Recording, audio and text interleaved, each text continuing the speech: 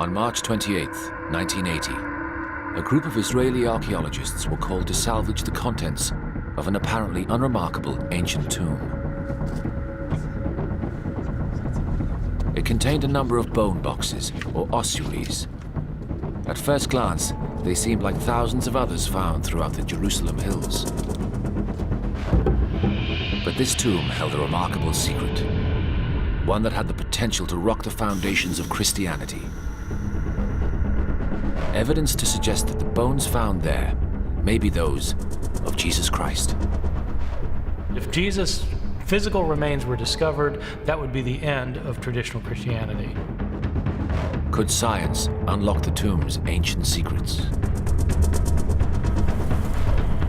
And would it reveal the truth about the life and death of Jesus Christ?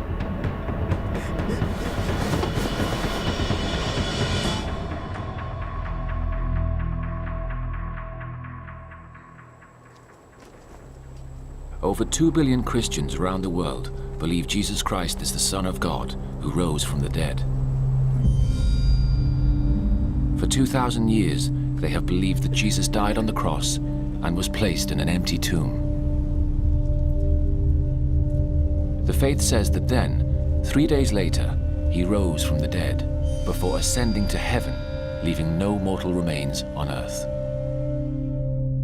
Christianity actually begins with the proclamation that Jesus had been raised from the dead, that God had interacted on Jesus' behalf and brought him back physically from the dead and had taken him up to heaven. To be a Christian is to believe in the resurrection and the ascension. If Jesus' human remains were found on earth, the faith of billions of people would be shattered.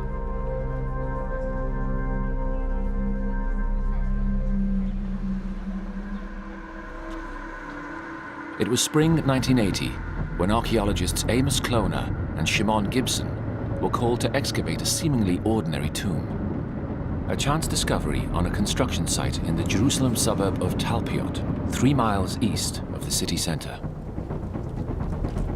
Today, they are world authorities on the archaeology of first century Jerusalem. Back then, Amos was a district archaeologist and Shimon a 22-year-old rookie.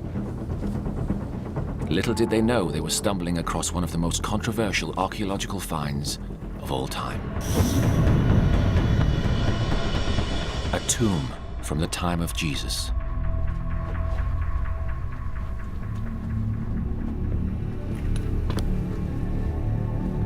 Carved into solid rock, the tomb contained a number of ossuaries, or bone boxes for the dead.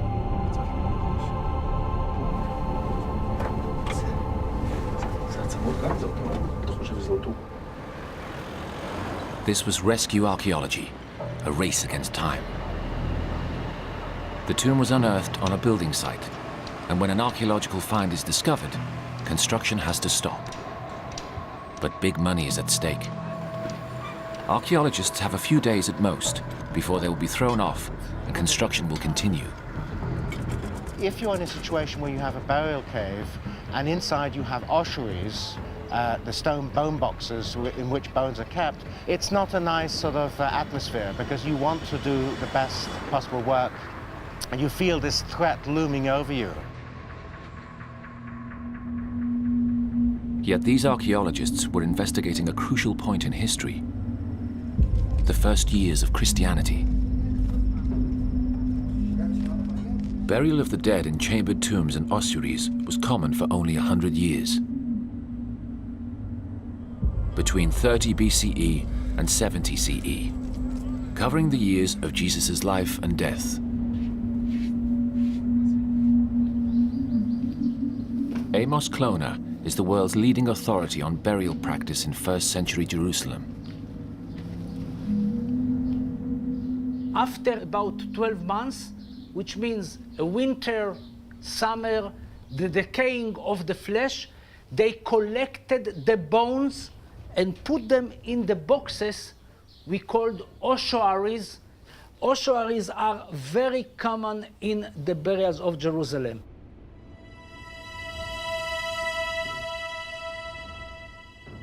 In the Talpiot excavation, The archaeologists quickly recorded their findings. Then they removed the ossuaries. The bone boxes were taken to the Rockefeller Museum, the headquarters of the Israeli Antiquities Authority.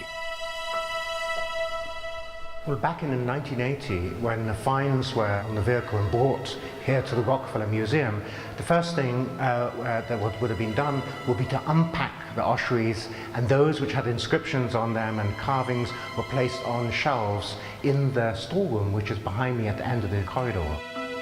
Out of respect for the dead, the bones were given to the Jewish authorities for reburial. The ossuaries themselves were kept in the museum. They were cleaned, and the inscriptions written in Hebrew and Greek were deciphered. It was here that archaeologists made a remarkable discovery. Carved on one of the ossuaries was an inscription that could rock the foundations of Christianity. Yeshua bar Yehosef, Jesus, son of Joseph. Was it possible that this limestone box had contained the bones of Jesus Christ?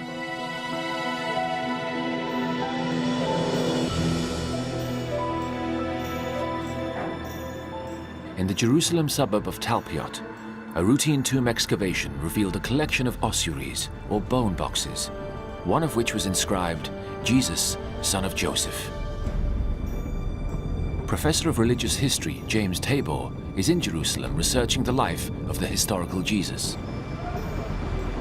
He believes the Talpiot ossuary could be the holy grail of biblical archaeology, physical evidence of the existence of Jesus Christ. Although Jesus is one of the most famous figures in history, the details of his life remain a mystery. However, one thing is clear: the historical Jesus wasn't a Christian. Christianity only came into being after he died. The truth is, Jesus was Jewish, all 12 apostles were Jewish, even Paul was Jewish, and all the original followers of Jesus were Jewish. So hard for us to grasp 2,000 years later because we have the whole development of Christianity as a separate religion. But imagine if we go back 2,000 years, we go back to the time of the Second Temple. What was it like to go up to the temple, to encounter Jesus or even his followers? It would simply be another group of Jews. They would be indistinguishable from other groups of Jews.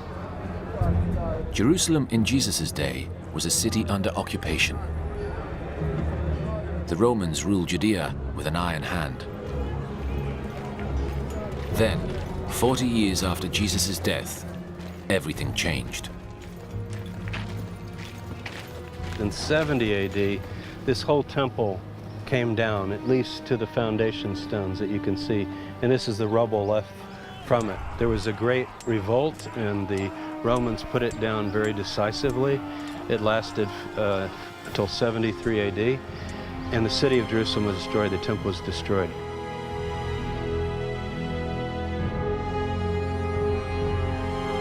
But in the hills surrounding the modern city, evidence of the customs of Jesus' day is still preserved in rock-cut tombs like these.